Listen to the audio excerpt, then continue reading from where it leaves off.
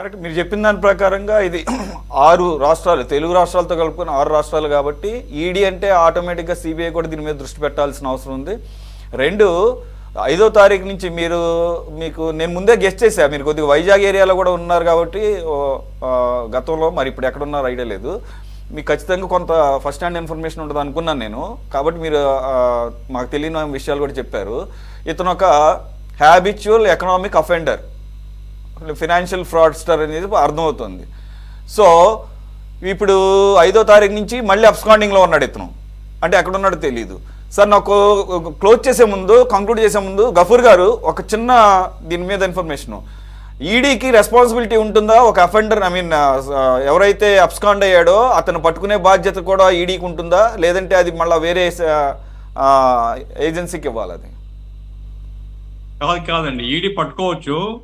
ఇప్పుడు ED matter ఏమిటంటే చట్టపరమైనటువంటి విషయాలు కాకుండా మీరు మనీ ట్రాన్సాక్షన్ చేసి చట్టాన్ని ఉల్లంఘించినారు, ప్రభుత్వానికి మోసం చేసినారనే విషయం మీదనే ఈడీ పోతుంది.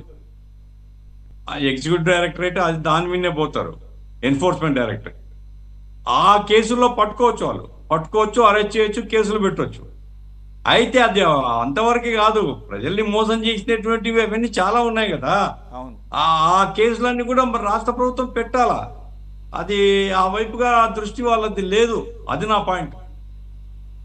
సరే, అసలు ఇంత చేసి అసలు అరెస్ట్ చేయాలి కదా, మనిషిని అరెస్ట్ చేయకుండా ఇన్ని సంవత్సరాల నుంచి అసలు ఎలా బయట తిరుగుతున్నాడు ఈ మనిషి?